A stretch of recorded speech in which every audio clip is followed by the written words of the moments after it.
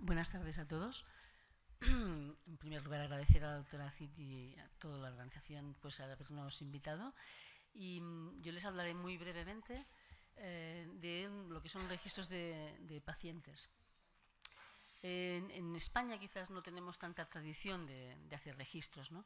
Los registros en muchos países europeos o en los Estados Unidos son más frecuentes, y también quizás tenemos menos tradición de trabajar colaborativamente, hecho que creo que es fundamental tanto para los médicos como para los pacientes. Yo les hablaré brevemente de este registro que nació de la Sociedad Española de Medicina Interna. Saben, ustedes tienen enfermedades que afectan a muchos órganos, y estas enfermedades pueden ser atendidas por distintos especialistas. Nefrólogos, como hemos visto esta mañana, nos han hablado de riñón, reumatólogos, internistas, cardiólogos, diferentes especialidades que pueden atender a los pacientes en diferentes momentos, y que lo importante es que trabajemos todos de una forma multidisciplinar para brindar a los pacientes lo mejor que cada uno de nosotros conocemos. Y con esta idea pues hay muchos registros que han ido surgiendo. ¿Y cuál es el objetivo de estos registros? Pues el objetivo de estos registros es que tanto los médicos como los pacientes no conozcamos más de nuestras enfermedades en nuestro medio, porque esas enfermedades, aunque son parecidas, no son iguales en todas las personas ni en todos los países, y es importante saber también en cada país cómo estamos, la prevalencia de estas enfermedades, cómo se presentan, cuáles son los más frecuentes, qué tratamientos son los que más empleamos, cómo nos van esos tratamientos, cómo les van a los pacientes, poder compararnos con otros países y aprender. Yo creo que tienen varias funciones los registros. Para los pacientes también tener conocimiento de lo que acabo de decir, para los médicos, y después difundir el conocimiento entre los médicos en general. Porque esas enfermedades poco frecuentes, pues a veces un médico a lo largo de su vida ve pocos pacientes, y no es lo mismo trabajar en un gran centro que en un centro mediano o en un centro pequeño, en un medio rural o en una gran ciudad. Incluir pacientes en los registros permite a ti como médico revisar el caso que tú estás introduciendo, comparar tu conocimiento con el de tus compañeros, extraer datos, y de estos datos la sociedad científica pues se mejora. La verdad es que con esta idea nace este registro. Este registro nace, como les digo, que se llama Registro Español de Vasculitis Sistémicas. Nace hace años, ya más de 10 años, dentro de la Sociedad de Medicina Interna, con la idea de ir coleccionando pues, los pacientes que llevamos en distintos hospitales españoles y ver lo que les he comentado.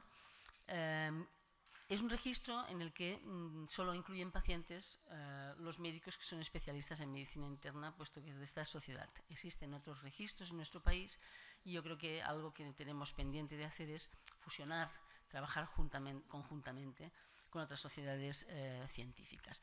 En este registro es un registro, pues, como todos, que son online, anonimizado, en el que se introducen datos de los pacientes, una vez, evidentemente, el paciente da su consentimiento informado, y cada investigador pues tiene sus claves, va introduciendo los datos y los va actualizando de manera anual. Si realmente un centro tiene muchos pacientes, pues puede haber más de un investigador principal. En este registro se incluyen vasculitis de gran vaso, que ya hemos contado esta mañana, arteritis de Takayasu, arteritis de células gigantes, vasculitis de mediano vaso y vasculitis de pequeño vaso. Por tanto, hay unidades grandes, pues por ejemplo como el Clinic, donde trabaja la doctora Cid, o el hospital donde yo trabajo, en la que hay distintos miembros de un mismo servicio que pueden dedicarse a una de estas entidades concretamente.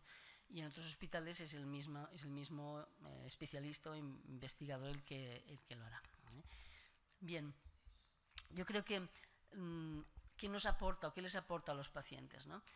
Lo que decíamos, conocer qué hay en nuestro país, qué sabemos, también conocer a los médicos que nos dedicamos al tratamiento de estas enfermedades, conocer en nuestro medio la facilidad para ser tratados con determinados medicamentos, cómo nos han ido realmente, si hay diferencia, ¿no? Los ensayos clínicos permiten avanzar en el conocimiento, porque comparan, como ya se ha dicho, fármacos que hemos ido utilizando con otros fármacos nuevos o combinaciones, y realmente así se avanza y aquí se extraen las guías clínicas para realmente mejorar en nuestra práctica clínica.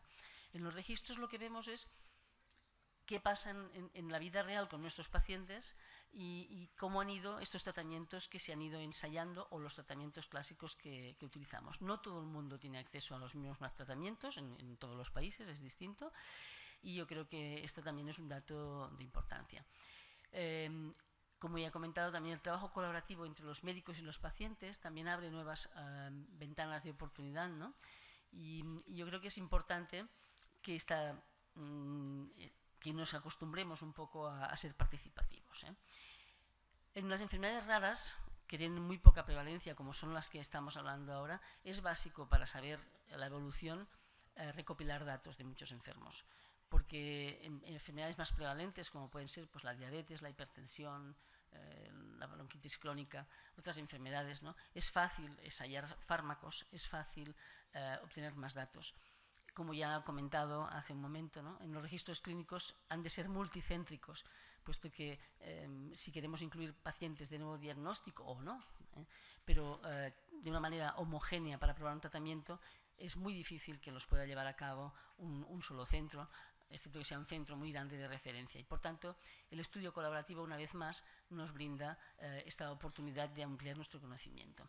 En este caso, en este registro, los pacientes que estén interesados pues, han de contactar con sus médicos.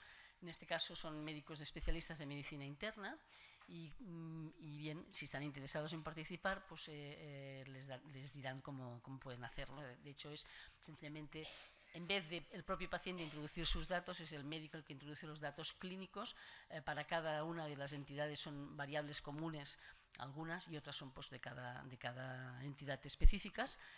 Y lo que se hacen es elaborar, analizar estos datos para pues, hacer publicaciones, presentarlos en congresos o en reuniones entre los médicos y los pacientes para ver el conocimiento y la situación de la enfermedad en nuestro país.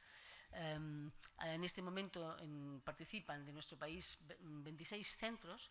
Ese es un registro que desde la pandemia, que a todos nos afectó de manera bastante importante, estuvo un poco parado en el tiempo.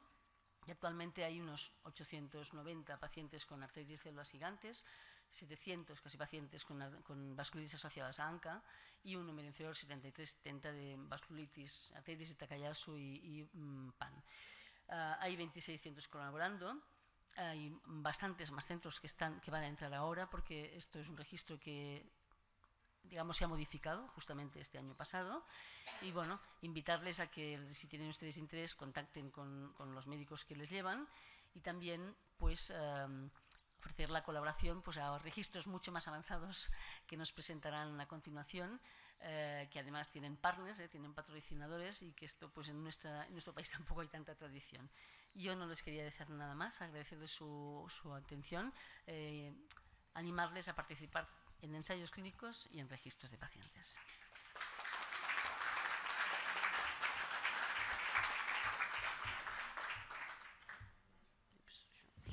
¿Alguna pregunta para la doctora Solans?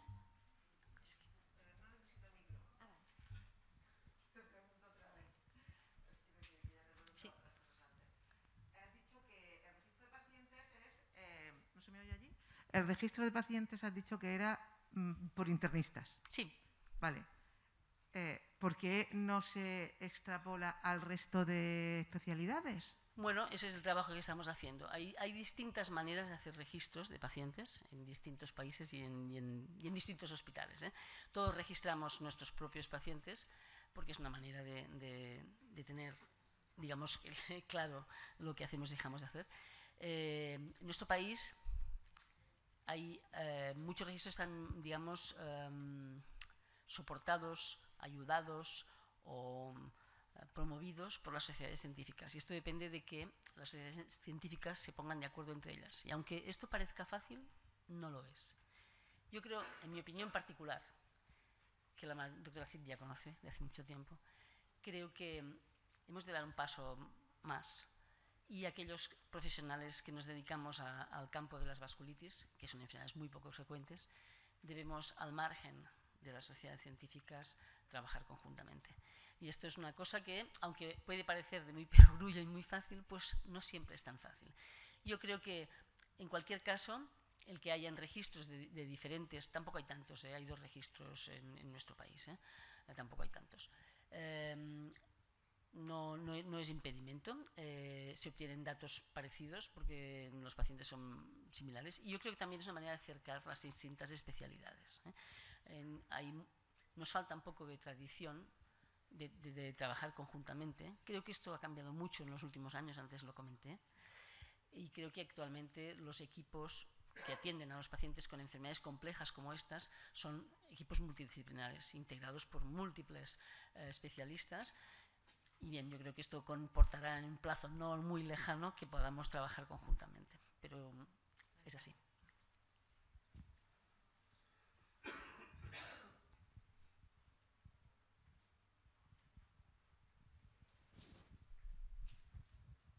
Una pregunta, ¿somos nosotros los que tenemos que pedírselo a los médicos o...?